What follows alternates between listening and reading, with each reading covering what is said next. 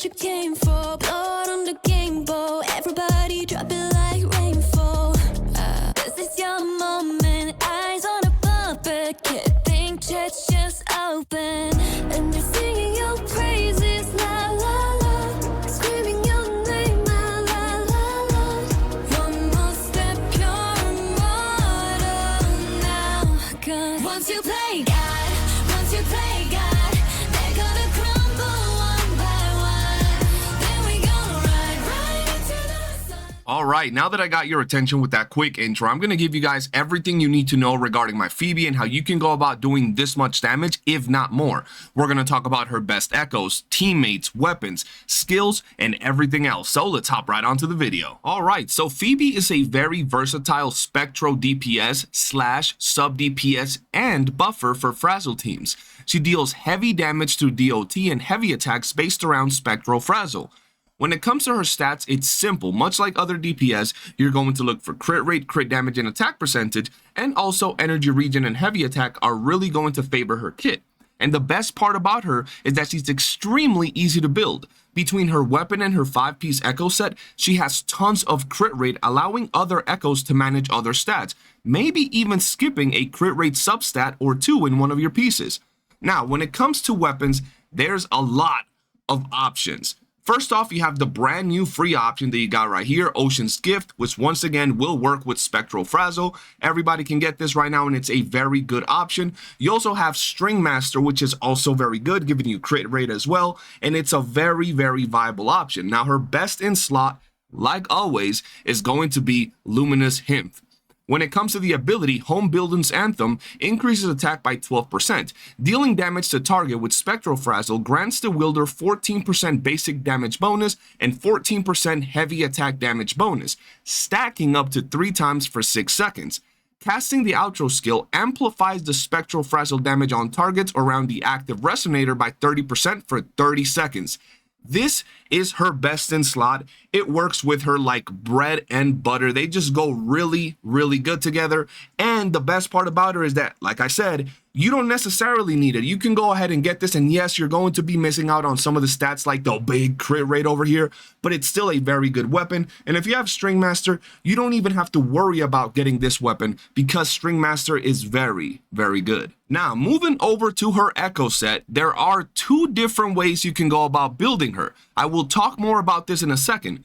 Her best in slot set is the Eternal Radiance set. This is pretty much made for her, ladies and gentlemen. It's just really damn good. Now, when we're talking about the stats, her forecast is going to have to be Nightmare Morning Aches, and you want to go for crit damage. Now, the reason you want to go for crit damage is because she has so much freaking crit rate. Not only does her weapon have crit rate, but if we take a look as to what the bonus on this thing here is, inflicting enemies with Spectral Frazzle increases crit rate by 20% for 15 seconds, guys. That is an insane amount of crit rate. That's over 50% crit rate right off the bat as soon as you inflict Spectral Frazzle. So that's really, really good. And as you can see, crit rate, crit damage, and heavy attack damage bonus is ideal. I wish I had some attack percentage, but you know, defense and HP always got to get in the way. Now, when it comes to her 3 costs, you are going to want to go for Spectral Damage bonus. That is her best in slot for her 3 costs. It's really damn good. It works very well with her kit as it is a spectral damaging character, Spectral Frazzle, all that good stuff. And as you can see, crit damage, crit rate, energy regen, resonance skill, and resonance liberation. Now, the next one is one I really want to talk about because a lot of people overlook this. As I was telling you guys, she's a character that has a lot of built-in crit rate, allowing you to roll an echo like this that might not be the best. As we can see right here, there is flat defense, flat HP, and resonance liberation. There is no crit rate, there's no attack percentage, there's no heavy attack, but I got some pretty nice crit damage with it, and we did get energy regen, which is very nice for her kit as well. So I slotted this in, and I don't ever really need any more crit rate. I don't know if you noticed my stats, but they were pretty damn high. And yes, I'll say it here because there are people that don't pay attention. She has a food buff applied that gives her a little bit, a tiny bit of crit rate. But if you're running her with Shorekeeper, even without food, she's going to be in the 90s, close to 100, if not over 100 with her regular build, if you have her weapon, that is, or String Master. Overall, she's very easy to build. Now, for the 1 cost, you are going to want to go for attack percentage. That is just the norm. Attack percentage is what you're going to want to run on your DPS characters. And as you can see here, we got some pretty damn good stats, bro. Energy regen, crit rate, heavy attack damage bonus, crit damage, resonance skill damage is all pretty standard for DPSs. And that's really what you want to roll when it comes to her echoes. Now, I will talk about the other set you can run on her. Now, once again, this is her best in slot. Eternal Radiance is amazing for her. It's really good for towers, really good for everything, right? But if you're trying to deal big nukes, if you're trying to deal big damage like you saw at the intro of the video, you can go ahead and run her in the OG Spectro set. Now, this set right here is pretty damn good. It might not work with her kit perfectly, but it's also a very good option to deal some heavy damage. And if you already have a build for your, I don't know, let's say Spectra Rover or your Jinshi and you're low on materials and you did get Phoebe, you can go ahead and run her with that with no problem whatsoever. Now, moving over to her Forte, you're going to want to go for her Forte circuit as her first thing you level up. It's pretty much her entire kit and it revolves around her Forte circuit. So you get this as soon as you can, as her kit really revolves around this.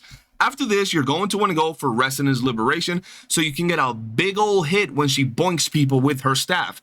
And then after that, honestly, you can go into anything. You can go into Resonance skill, normal attack, intro skill. But as you can see by what I have leveled up, these are going to be her primary things. Once again, Forte circuit is the best, and then Resonance Liberation. And then after that, it doesn't really matter much. Just get everything to like 8 and you'll be aight, unless you really want to min-max and you can get everything to 10. Now, when it comes to pairing her with other characters, like always, Shorekeeper is going to be at the very top of the list. It's very good, giving her crit rate, giving her crit damage. It's just a very good character. And part of the reason why I have such high crit rate and crit damage right now, I was fighting, as you saw at the beginning, doing some holograms, doing some fights, and this is what you get when you're running a Shorekeeper. It's just really damn good. Now, her next best pairing, if not the best pairing, is going to be Spectra Rover. It recently got a change to its kits that gives it Spectral Frazzle, and it just works really well with Phoebe. Very damn good, applying them Spectral Frazzle stacks, and this is one of the characters you want to run with her, on top of the fact that we have it max duped if you're playing the game, so